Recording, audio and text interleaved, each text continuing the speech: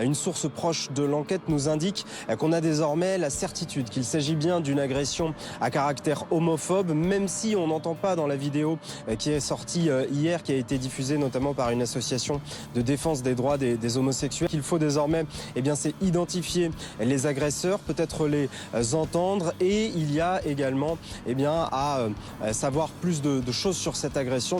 Et en fait, le traitement médiatique qui en a suivi nous a outrés, car la plupart des représentants des associations LGBT étaient plus inquiètes par le risque que cette affaire soit récupérée par l'extrême droite, plutôt que de désigner l'homophobie. L'enjeu, bien sûr, lutter contre l'homophobie. Les agressions connaissent une hausse de signalement de 15% par rapport à 2017, selon SOS Homophobie. Mais le but est aussi de donner un espace de représentation. Le fait qu'on vient de banlieue, en fait, on est souvent racisé, on est souvent pauvre, on souffre déjà de ça. Et donc du coup, il faut laisser parler en fait les personnes qui subissent ces discriminations diverses. Les organisateurs ont fait le choix de ne pas donner de stand à l'association Stop Homophobie, dont ils jugent le discours discriminant pour les banlieues. On se rend compte que c'est devenu de droite, voire d'extrême droite, de défendre la laïcité. C'est quand même assez incroyable. Et donc on se bat contre ça. Moi, j'ai quitté mon pays à cause de vous. Vous êtes des extrémistes. Vous acceptez la liberté.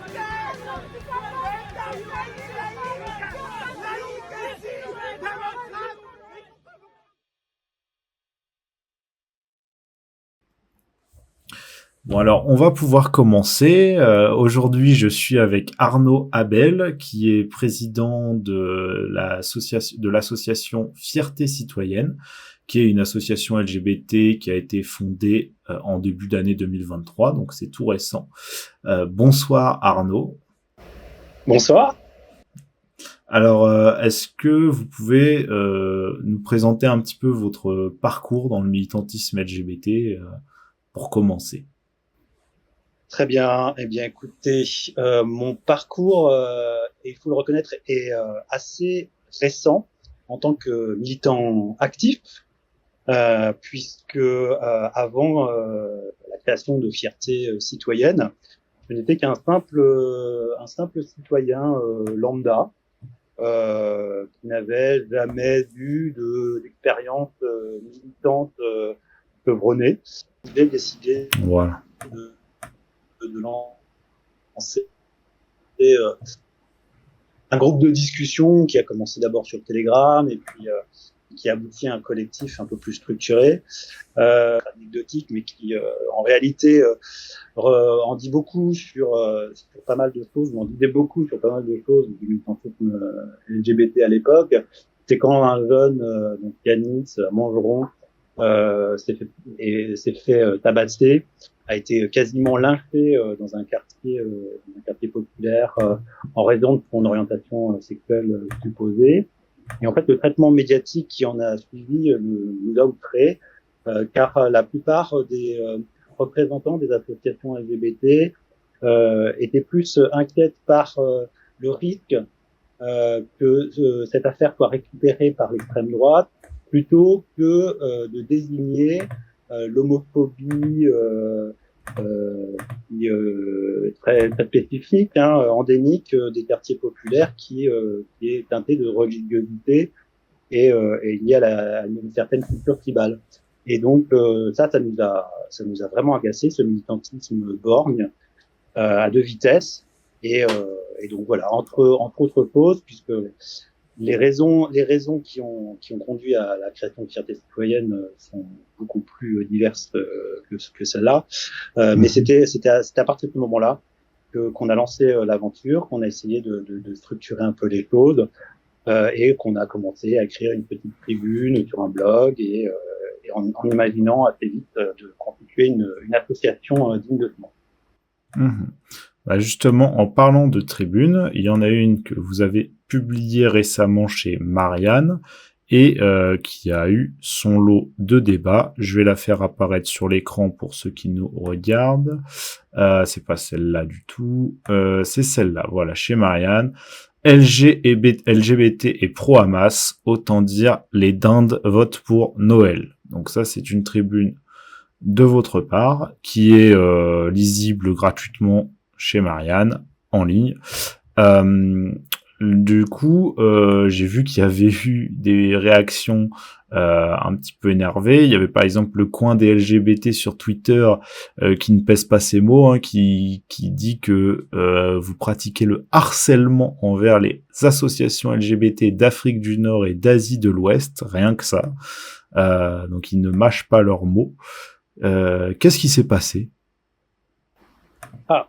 Qu'est-ce qui s'est passé? On est dans une séquence médiatique, il aura échappé à personne, qui peut pas laisser indifférent, qui peut ne pas laisser indifférent. C'est très très très clair. Le conflit du Proche-Orient est dans tous les médias. Il polarise les débats. Il génère des tensions au niveau politique. Au niveau international, et donc chacun est tenté évidemment de donner son avis et puis d'intervenir dans les débats ou dans les discussions qui peuvent exister à cette occasion.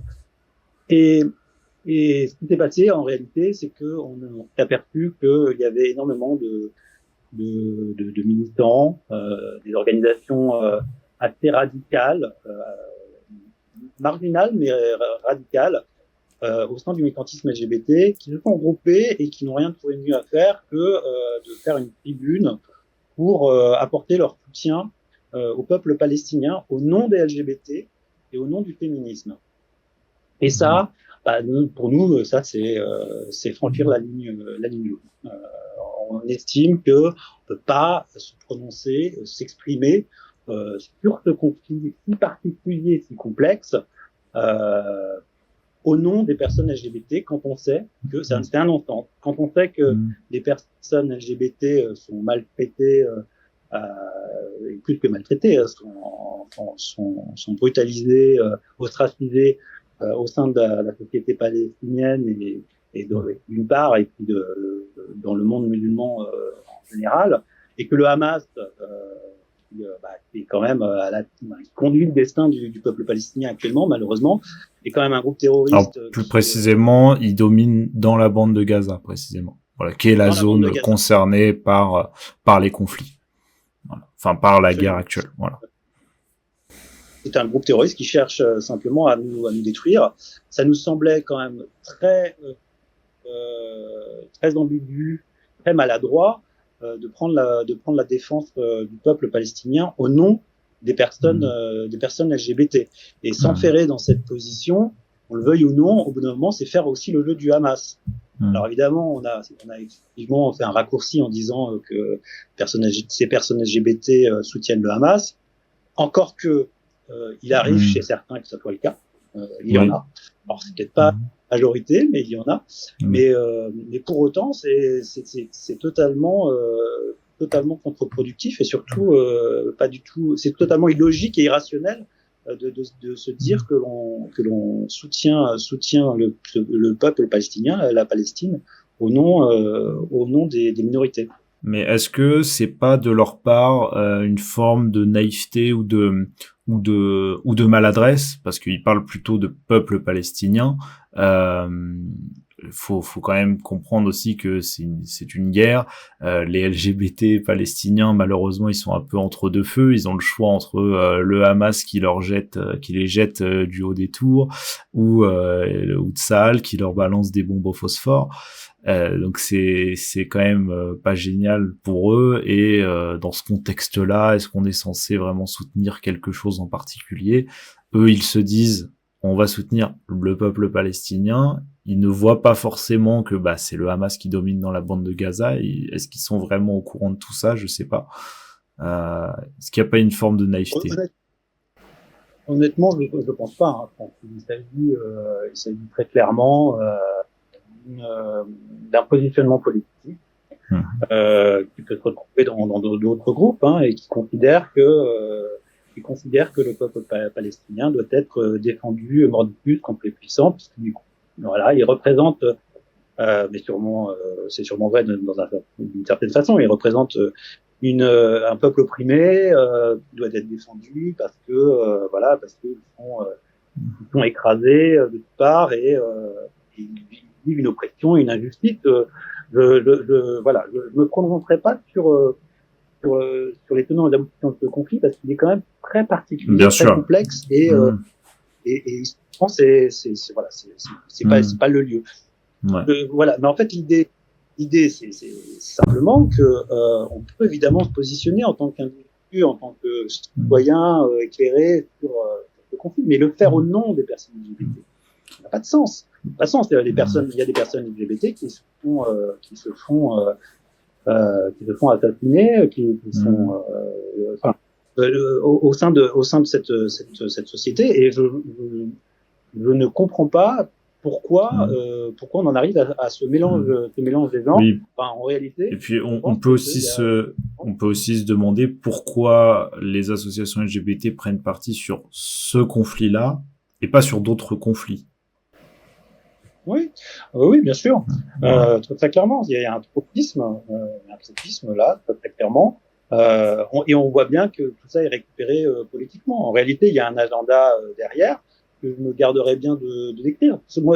Pour moi, mon combat, c'est de dépolitiser dans le sens où dans un sens particulier. C'est-à-dire que les combats LGBT, évidemment, il y a un aspect politique, mais on s'est rendu compte qu'ils étaient aussi instrumentalisés par des groupes, des militants fortement politisés, dans le sens où ils étaient raccordés à une idéologie, un parti politique, et finalement ils instrumentalisaient les causes LGBT dans lesquelles ils se trouvaient au profit de leur propre agenda.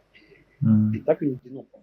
Mais justement, certains vous rétorquent déjà que vous-même seriez dans un agenda islamophobe ou de droite. J'ai vu des gens vous accuser d'être un gay de droite. Qu'est-ce que vous en pensez de ces critiques-là? Est-ce que pour vous, elles ont du sens? Est-ce qu'elles sont justifiées? Ou est-ce que... Voilà, qu'est-ce que vous en pensez? Elles nous sont lancées, et puis, enfin, elles sont lancées... ce sont des accusations qui me sont adressées, et puis à un certain nombre des membres de Fierté citoyenne, dans le but de décrédibiliser notre association. Notre association, elle se revendique comme étant militante et non partisane. C'est-à-dire qu'on ne veut pas rentrer dans le jeu politicien.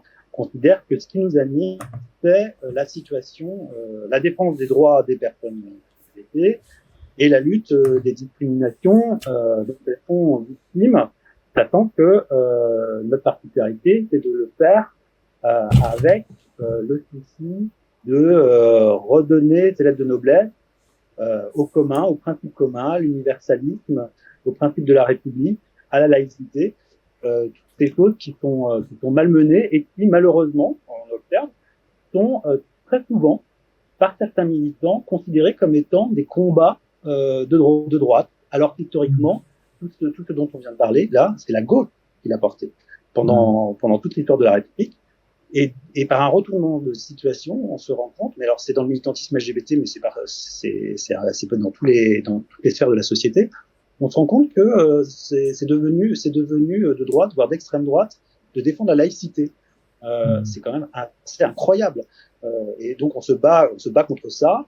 On se bat contre l'instrumentalisation de la laïcité, y compris par des groupes qui considèrent que effectivement c'est un combat à mener, mais qu'en réalité le font qu'à moitié. C'est pareil, ils instrumentalisent la laïcité.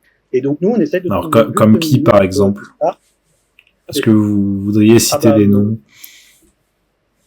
Très clairement,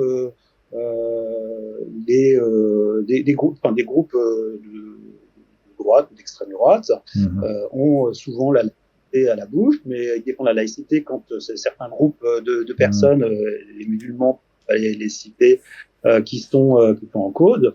La défense de la laïcité contre les catholiques, par exemple, c'est beaucoup plus rare et compliqué à trouver dans ce camp politique. Enfin, moi, je me rappelle pas avoir entendu Le Pen s'élever contre tel ou tel groupe chrétien et pour dénoncer leurs excès. Oui, d'autant plus que la droite catholique, elle arrive encore un petit peu à se mobiliser quand on parle de LGBT.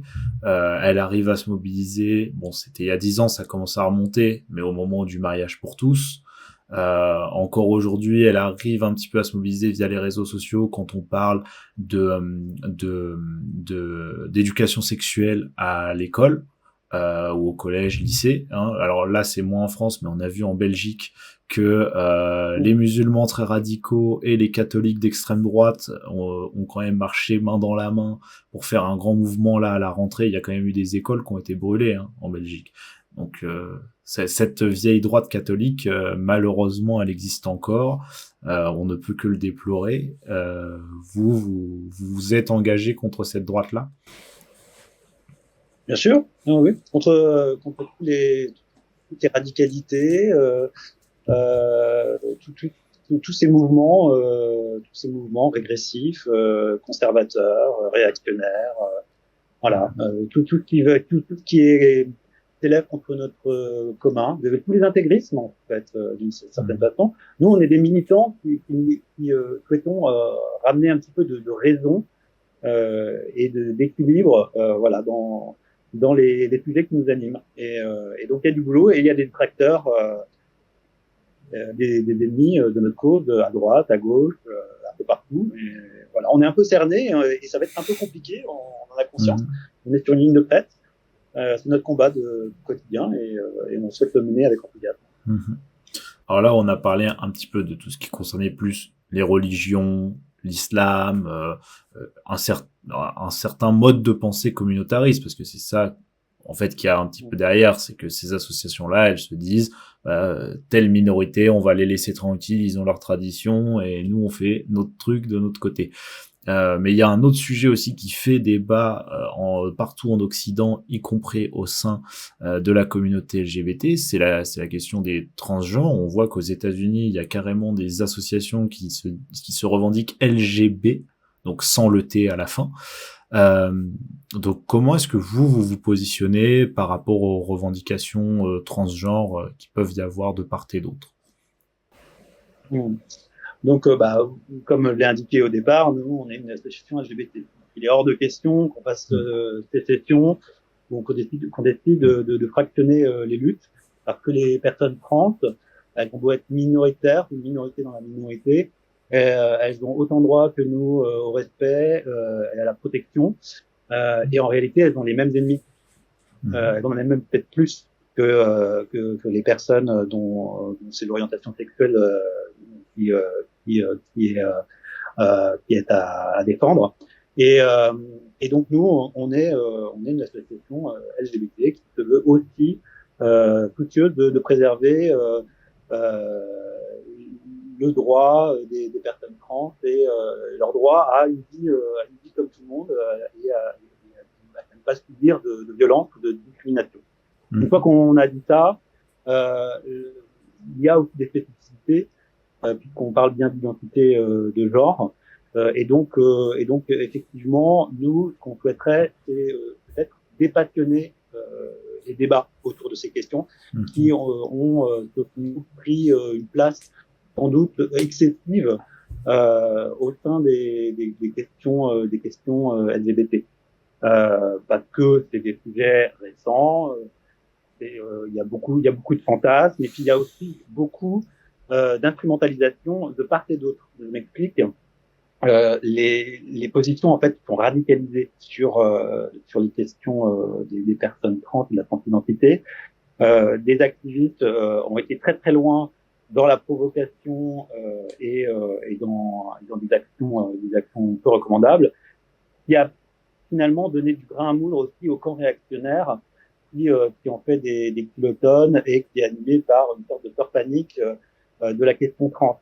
En réalité, ces extrêmes nourrissent les uns les autres et font grossir une bulle autour de la question trans, dont les personnes trans sont les premières victimes en réalité. Et ce qui la haine trans est aussi élevé, c'est que les débats se sont polarisés à tel point que personne ne s'entend. On s'accuse de transphobe ou alors de dangereux transactivistes.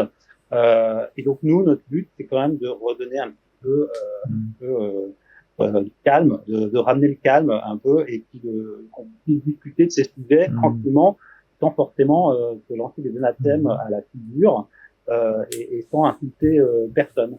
Et c'est un vrai défi. C'est un vrai défi parce que ça allait très loin, et que militantisme LGBT a manqué, je pense, un peu de recul par rapport à ces questions. C'est laissé embarquer dans des combats à brûle pour point, et sans prendre le temps de m'assurer tout ça. Et donc nous, notre objectif, c'est quand même qu'on apporte un petit peu de réflexion sur tout ça. Mais justement, vous dites que certaines actions transgenres peuvent favoriser la transphobie, mais est-ce que dans l'autre sens aussi, la transphobie et le fait que certaines personnes trans se disent bah de toute façon quoi qu'il arrive je serai rejeté, donc finalement un certain fatalisme peut pas aussi lui-même pousser des transgenres à la radicalité dans leurs actions politiques? Est-ce que ça c'est pas un petit peu dans les deux sens? Difficile d'apporter des explications univoques. Il y a de tout en réalité. Chaque situation individuelle. Les personnes trans sont aussi différentes que les personnes dites cis. Donc je me garderai de faire des généralités là-dessus. Je pense qu'il y a des gens sincères partout. Des gens qui veulent simplement pouvoir vivre normalement, et puis il y en a d'autres qui ont décidé d'en faire le combat de leur vie, et de voir tout à travers ce prisme, et de mélanger avec cette approche intersectionnelle qu'on dénonce très souvent, de mélanger un peu tous les sujets en dénonçant la transphobie d'État, la police, le capitalisme, les mâles blancs, le racisme. Enfin, vous voyez un petit peu ce que je veux dire. C'est cette culture très radicale. Certains appellent woke, mais moi j'aime pas ce terme, parce qu'en réalité on met un peu tout ce qu'on veut et n'importe quoi derrière. C'est un mot valise qui est maintenant utilisé systématiquement par le camp réactionnaire. Il y a des errements, il y a des dérives identitaires, victimaires, ça arrive, intersectionnelles. Certains sociologues parleraient de postmodernisme. Mais voilà, donc nous on regarde des choses, on est assez pragmatique en réalité, on regarde des choses. Il n'est pas question de refuser quoi que ce soit aux personnes trans par principe. Les personnes trans existent. Une femme trans est une femme, un homme trans est un homme. La seule chose qu'on doit regarder, c'est que les revendications ne heurtent pas d'autres principes intangibles, comme ceux qui découlent du féminisme, ou la protection de l'enfance. Il faut regarder les choses de manière dépassionnée, sans idéologie. C'est ce que nous amis. Alors, on a quelqu'un dans le chat qui nous dit ce qui pose problème avec la gauche, c'est qu'elle cherche tellement à défendre toutes les minorités sans distinction qu'on est obligé d'accepter tout comme un package où il y a tout dedans, il y a tous les combats en même temps, et si on minimise ou qu'on remet un petit peu en question la pertinence d'un seul de ces combats, automatiquement on se fait taxer de tout un tas d'anathèmes qui empêchent la réflexion. Oui, en fait, on est dans un pays où on peut plus discuter. Tout de suite, on se fait insulter et on projette sur nous finalement des fantasmes ou des idées qui sont pas forcément les nôtres. Tant que l'on n'insulte personne, je suis désolé, mais on peut très bien discuter. On peut discuter de tout en réalité, dès lors qu'on est sûr de ce qu'on a à dire. Les minorités doivent être défendues. Il n'y a pas de, il y a un doute là-dessus. Enfin, je veux dire, c'est normal. Quand on est dans une minorité, par nature, on est plus exposé à des discriminations. Le problème, c'est que c'est quand ces minorités finalement instrumentalisent ce positionnement pour en faire un combat identitaire et finalement sont plus dans le ressentiment, dans la culpabilisation que dans un combat égalitaire, un vrai combat égalitaire, comme je l'entends. Et c'est ça le problème. Et on a affaire parfois à des gens qui sont effectivement revanchards et qui vont finalement inverser les choses en accusant les autres d'être des privilégiés, alors qu'il n'y a pas de privilégiés, il n'y a pas de privilèges, il n'y a que des discriminations en réalité. Et c'est les discriminations auxquelles il faut s'attaquer pied à pied, en les nommant précisément et pas sur du fantasme. Voilà, c'est pas parce qu'on est par essence, c'est pas parce qu'on est homosexuel, noir, musulman, que par essence on sera une victime toute sa vie. Et on peut s'émanciper de cet état de fait, même si c'est sûrement pas facile, parce qu'il y a forcément des obstacles, je ne nie pas. C'est certainement plus facile statistiquement d'être blanc, cis, privilégié, dans le sens où effectivement on a eu cette chance de naître là où on aurait moins de difficultés à vivre, mais ça veut pas dire en soi que c'est mal. Il n'y a pas de raison de culpabiliser pour ça. Et après, tous les combats politiques doivent aller dans le sens d'améliorer la situation des personnes minoritaires pour aller vers cet idéal d'égalité. C'est un idéal, mais c'est l'objectif qui devrait tous nous animer. Et notre société, elle est encore un peu inégalitaire, enfin, elle est encore inégalitaire, très clairement, mais elle est beaucoup moins qu'il y a quelques années. Et c'est paradoxal, en fait. Plus on avance et plus on acquiert des nouveaux droits et plus on se rend compte qu'on aboutit finalement à une société un peu plus égalitaire, et plus l'insatisfaction grandit, la frustration est importante. Et donc il y a un vrai décalage par rapport à ce que des vieux de la vieille comme moi ont pu connaître il y a quelques années. C'est assez inquiétant. Alors, il y a un mot que vous avez employé qui est assez intéressant, c'est celui de privilège. C'est un mot qui vient plutôt du militantisme américain, là-bas, il y a quand même un imaginaire un petit peu plus puritain, d'expier la faute, etc., de s'auto-flageller, etc. Et en France, ça s'est traduit par des gens qui, à une époque, je sais pas si ça se fait encore beaucoup, mais parfois on voyait sur Internet des tests, check tes privilèges, où fallait faire son autotest pour voir à quel point on était privilégié en cochant des cases. Et puis une fois qu'on a fait ça, bah on fait rien, voilà, à part dire oui d'accord, je suis un homme cis blanc, d'accord, mais ensuite, est-ce que derrière ce discours-là, il n'y a pas quelque chose qui est finalement un petit peu dépolitisant, quoi? On check ses privilèges, on s'auto-flagelle un peu, et puis ça s'arrête là. Oui, c'est une façon très très facile et très commode finalement de se débarrasser du sujet. On s'auto-flagelle et puis on considère que c'est gagné. Enfin, cette approche est assez angoissante d'une certaine manière et puis surtout elle génère énormément en effet backlash pour utiliser un terme anglais, ça génère de la réaction, une réaction conservatrice qui est très inquiétante parce que pour le coup, c'est elle qui gagne sur tous les tableaux. Si Trump a réussi à gagner les élections aux États-Unis, c'est en partie lié à cette réaction de l'Amérique, de l'Amérique blanche qui se sentait paumée, qui se sentait laissée pour compte. Au profit des minorités, et donc ils vont jouer là-dessus, et on voit que ça remporte les conservateurs, l'extrême droite, et malheureusement dans les sociétés occidentales, c'est forcément eux qui seront gagnants en finale, et moi je ne veux pas ça. Et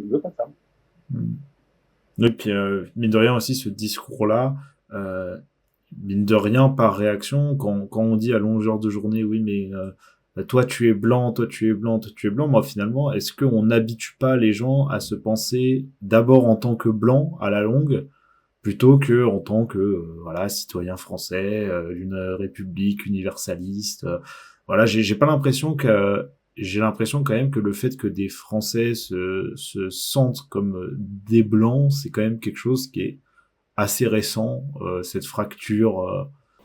Bah, en réalité, on donne du grain à moudre aux racistes. On les conforte dans l'idée qu'il y a plusieurs races. Alors, ça part d'une bonne intention, c'est pour dire que les personnes dites racisées, j'ai horreur de ce terme, donc les Noirs, les Arabes, voilà, les Hindous, les Asiatiques, dont on parle un peu moins, eh ben ils sont effectivement défavorisés par essence par rapport aux Blancs, alors que bah, c'est faux. Il peut y avoir des personnes noires, arabes, qui gagnent très très bien leur vie et finalement être beaucoup plus privilégiées que des personnes blanches, même originaires de notre pays depuis des générations et des générations. Donc tout ça en réalité c'est contre-productif, totalement contre-productif. C'est un discours racialiste qui nous vient là aussi des États-Unis, hein, et très clairement, et qui ne fait qu'alimenter les tensions raciales en définitive. Et donc ça n'a pas sa place, à mon sens, dans les combats progressistes que l'on mène. D'accord. Et avec toutes ces divisions, tous ces désaccords quasiment philosophiques, hein, en fait, hein, parce que si on remonte un petit peu, tous ces débats, ils ont une origine philosophique. Voilà, donc par exemple sur le genre, voilà, qu'est-ce qu'est un homme, qu'est-ce qu'est une femme, pour ceux dont on a parlé, sur les notions de race entre guillemets, hein, parce qu'ils utilisent ce mot-là, hein, ils parlent de race sociale, là aussi c'est un débat épistémologique. Est-ce que tous ces débats-là, malgré ces débats-là, vous pensez qu'il pourrait y avoir une réconciliation des différentes associations LGBT qui aujourd'hui sont parfois à couteau tiré? Honnêtement, je pense que tout ce dont on vient de décrire, ça représente pas la grande majorité des militants. Donc, la plupart des militants sont beaucoup plus prosaïques et terre à terre que ça, et ils s'embarquent pas dans ces considérations métaphysiques, comme on disait, issues d'études sociologiques qui ont pris une place importante dans le militantisme et dans le jeu politique, mais au niveau de la pensée. Et en fait, en réalité, on se rend compte que cette minorité très active qui revendique ces approches ont finalement pris une place beaucoup trop importante par rapport à ce qu'elles représentent réellement. Et donc moi, je pense que l'intérêt de notre association, avec d'autres, ce sera de rétablir un équilibre en réalité pour mettre à mal parce que parfois c'est même un sentiment de terreur, hein, qui peut en animer certains, peur de se faire taxer d'islamophobie, de transphobie. Ça peut effectivement, beaucoup ont peur, ou alors se disent ça vaut pas le coup d'aller au conflit avec ces personnes, laissons-les faire leur petite affaire et puis continuons à travailler tous ensemble sans faire de vagues. On a vu dans des prides où c'est Nora Bussini dans son livre Enquête qui le décrit très bien, des blancs et des noirs étaient triés, enfin les gens étaient triés en fonction de leur couleur de peau pour que les personnes racisées les plus victimes entre guillemets soient mises à l'honneur et soient en tête de cortège. Donc cette façon de trier les gens en fonction de leur couleur de peau, c'est totalement hallucinant. Et pour autant, il y a beaucoup de gens que ça, il y a beaucoup de gens que ça choque, mais il y a beaucoup de gens qui n'oseront pas le dire en fait. Et en réalité, tous ces gens ont besoin de se sentir en confiance et réaliser que le militantisme LGBT et d'autres, hein, dans le camp progressiste, commence à réagir et à retrouver un peu la raison. Et c'est ce à quoi on bosse en réalité. Et je pense qu'il y a beaucoup de gens qui vont nous rejoindre, et ça commence déjà, qui vont se manifester dans notre sens pour finalement. Je pense qu'on n'arrivera pas à se réconcilier avec tout le monde. On aura forcément toujours des fractures avec un certain nombre. Mais l'idée, c'est quand même de rétablir un équilibre. Et moi, j'ai plutôt bon espoir pour que ça marche. D'accord. Est-ce que on a des questions du chat ou pas? Est-ce que le chat veut poser des questions? Les dernières fois où j'ai demandé s'il y avait des questions du chat, ils m'ont mis un vent. Il n'y avait pas de questions. Ils débattent entre eux, là, j'ai l'impression. Le chat débat entre eux au lieu de les écouter, visiblement. Merci les gars. Il faut une contre-soirée dans le chat. Bon, sinon, moi, j'ai quand même une question. Vous parliez de ces militants qui ont décidé de mettre des personnes entre guillemets racisées en cortège de tête en tête de manif. Dans mes souvenirs, je sais plus c'était en quelle année, mais dans mes souvenirs, ils avaient fait ça parce qu'ils voulaient que le racisme soit une thématique de cette Pride, mais il est arrivé à d'autres Pride que il y ait, par exemple, il y avait eu, je me demande si c'était pas en 2020, ça, la Pride de Paris, je dis peut-être une bêtise, mais il y avait eu une Pride où, de quoi? En 2020. Ah oui, ah bah oui, non, je dis une bêtise. Non, je cherchais 2018 parce que je crois que c'était l'année des Gilets jaunes. Voilà, je mélange les dates, excusez-moi. Il y avait eu une Pride où ils avaient mis un cortège intersexe devant. Donc, est-ce que finalement, ce qui vous dérange dans le fait que ça parle de racisme, c'est pas le sentiment que c'est un petit peu hors sujet, alors que sur d'autres sujets, ça peut peut-être vous paraître plus légitime quand c'est les intersexes. Je sais pas, qu'est-ce que vous en pensez? Non, mais totalement. Le racisme est une cause, enfin la lutte contre le racisme est une cause noble, essentielle, importante, voilà, qui existe déjà depuis très longtemps et qui a son histoire, qui a ses logiques. Et mélanger un peu tous les combats, ça n'a pas de sens. Ça n'a pas de sens. C'est une façon de finalement de diluer certains combats à tel point que effectivement, qu'on inquiète certains, de voir disparaître le mot gay, par exemple, beaucoup de mots militants ou homosexuel. Le terme est de plus en plus rarement utilisé. Voilà. Et donc effectivement, le combat contre le racisme est noble et digne, mais pourquoi le mener au nom des personnes LGBT? On a déjà fort à faire dans notre sillon pour ne pas mélanger les choses. Alors après, tous les combats progressistes devraient aller dans le même sens, je l'entends, mais ça ne semble pas utile de mélanger les choses. À tel point qu'on voit, ça se matérialise, hein, on a un drapeau, le drapeau LGBT, donc avec des différentes couleurs, a lui-même connu des évolutions pour justement concrétiser cette convergence des luttes pour les minorités. Nous, ça nous convient pas tellement dans cette direction. Je pense que c'est ça. On oublie du coup, on oublie certains combats. Quand vous parliez du drapeau LGBT avec en plus les couleurs représentant les noirs de Black Lives Matter. Là, plus récemment, on a vu un drapeau LGBT qui était avec un morceau de drapeau palestinien dessus. Il faut savoir aussi qu'il y a ça, il y a l'équivalent à droite qui existe. Par exemple, là, je vais l'afficher à l'écran pour ceux du live. Il y avait le drapeau LGBT for Trump à l'époque. Donc c'est un drapeau, je vous le décris Arnaud, vu que vous voyez pas.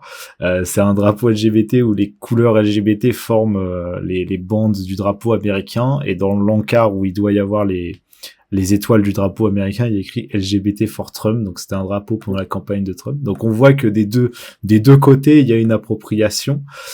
Et pourtant, Et pourtant, c'est quelqu'un qui m'a demandé de vous poser la question sur ce que vous pensiez de ça.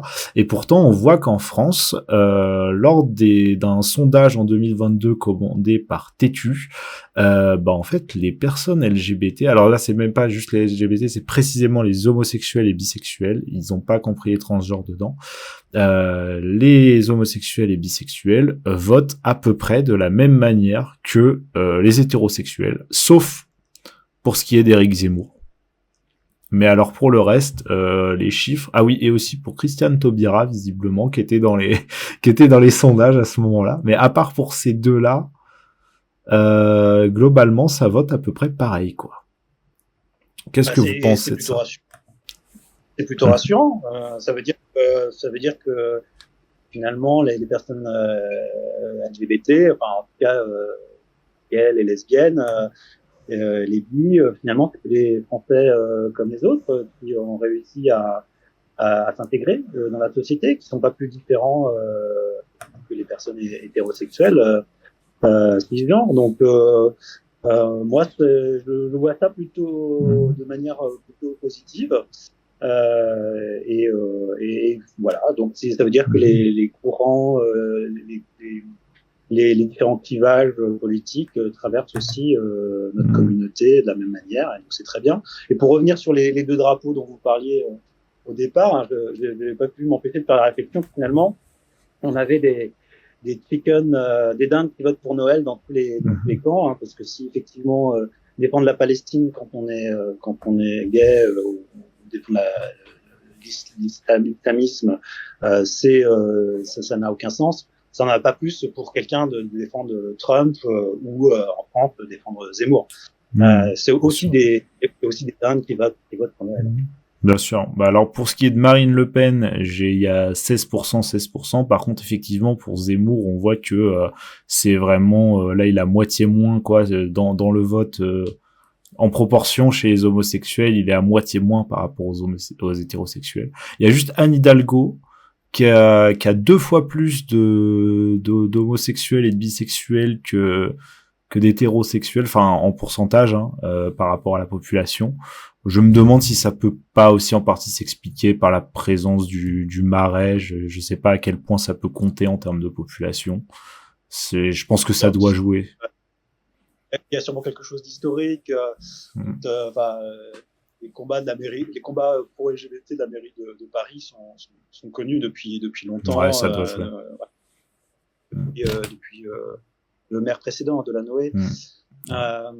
Et puis voilà, traditionnellement la ville de Paris a été longtemps perçue comme un refuge, un Éden pour beaucoup de personnes homosexuelles. Donc c'est pour ça que j'évoquais le Marais qui est toujours historiquement le quartier.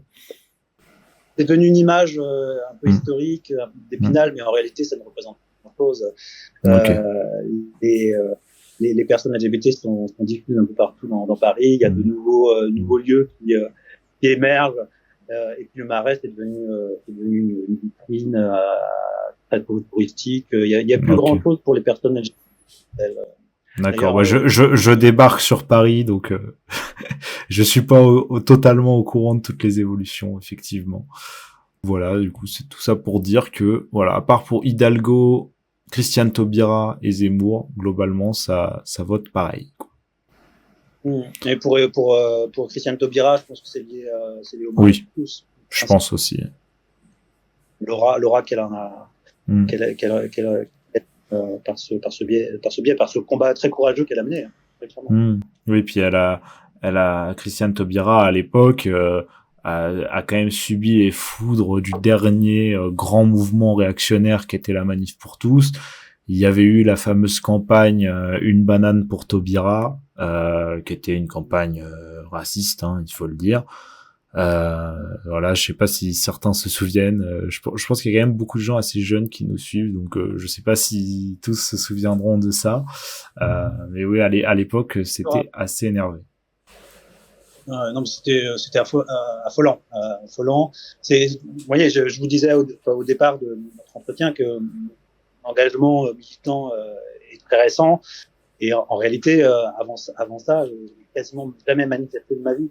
Et la seule fois où j'ai manifesté, c'était pour contre-manifester contre la manif pour tous, qui prenait des proportions de dingue. On entendait des choses à l'Assemblée nationale, dans les bancs. C'était l'UMP à l'époque. Et c'était honteux. C'était honteux. Non, il faut se souvenir de ça, il faut voir d'où on vient. Franchement, en quelques années, on est passé d'un monde à un autre en réalité. Mais c'est pas fini, c'est pas fini. Le combat n'est pas terminé. Et ce qu'on ne voudrait pas, c'est qu'il soit jeté avec que le bébé soit jeté avec l'eau du bain et qu'on oublie finalement tout ce qu'on a fait, parce qu'on pense que la situation actuelle, quand on est jeune surtout, finalement, c'est normal. Bah non, c'est pas normal. Il y a eu tout un parcours historique, des militants, des combats passés, et la situation des minorités sexuelles, il y a quelques années, elle était vraiment pas enviable. Hein, et on revient de très très loin.